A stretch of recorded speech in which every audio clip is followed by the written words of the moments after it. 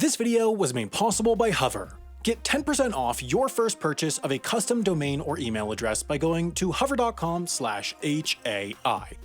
This is Joe Arpaio, or Sheriff Joe, or Uncle Joe, or America's Toughest Sheriff, or Twitler, depending on where you get your news and what your opinion is on whether or not immigrants deserve rights.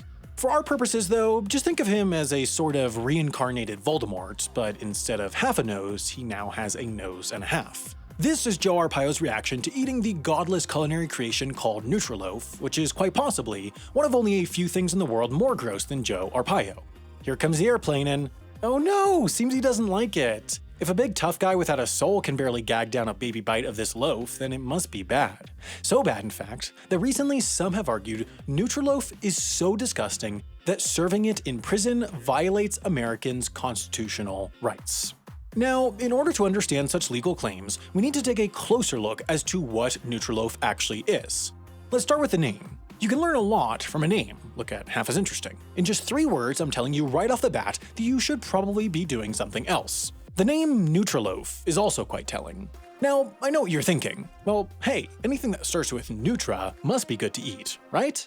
Well, tell that to all the people who died swallowing their NutriBullet blenders. In this case, Nutriloaf, or as some call it food loaf, meal loaf, or the loaf, does technically count as edible, and technically it does have the nutrients to sustain life, but whether or not that really makes it food is another question.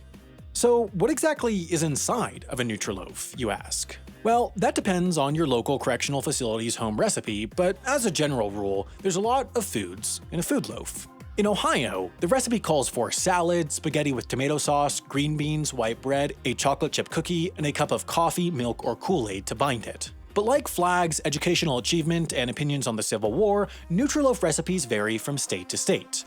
In Illinois, correctional facility cooks replaced Ohio's cookies with a milder sweetener of applesauce mixed with breadcrumbs and garlic powder. No matter what the combination, you just throw it all in a bowl, then blend, shape, and bake it into a loaf form, and boom, you've got a Nutriloaf.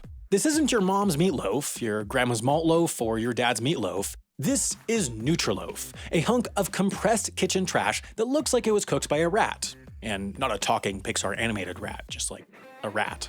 Now, considering how cheap and easy a food like the loaf is to make, you're probably thinking that prisons started dishing loaf to keep food costs down, but good news! You'll be relieved to know that, in fact, the Nutriloaf was designed in correctional test kitchens as a form of punishment. Oh, wait, that's not good news at all. You see, if a prisoner were to break the rules, become hostile, throw a lunch tray, take part in a pillow fight, start gossiping, reveal Downton Abbey spoilers, etc., they might be punished with the loaf, served without silverware, at room temperature, tasting like the food version of a tsunami, which supposedly would help deter future incidents and serve as punishment without causing bodily harm. Well, bodily harm beyond one's taste buds or ego, or sense of identity and self-worth, that is. And it is this purpose, as punishment, that got the room temperature loaf into hot water. The thing is, in the USA, we're having a kind of hard time figuring out where to draw the line with punishment. I mean, some of us are watching The Masked Dancer by choice, and the taste bud busting Nutriloaf has got caught up in the middle of this reckoning.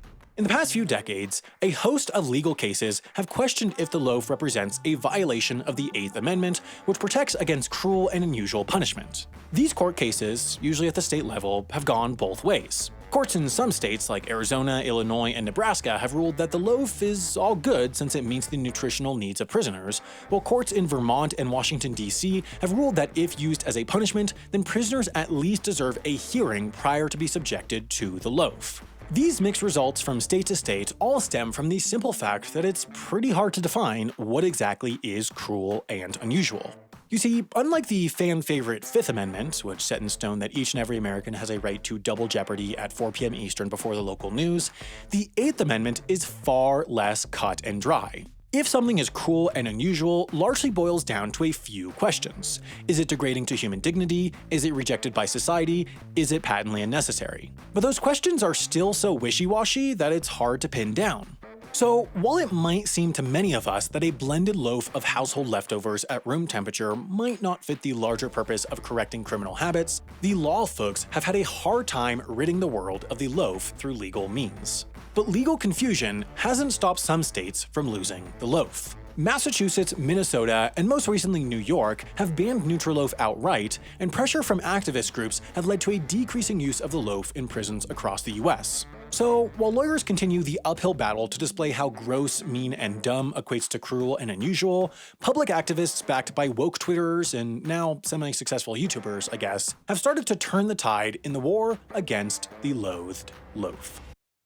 If you too have strong feelings about the Nutriloaf and want to make a difference in banning it in your home state, you should probably start a website with Hover. Right now, domains like weloathetheloaf.com and makeloavestastyagain.com are currently available as I speak.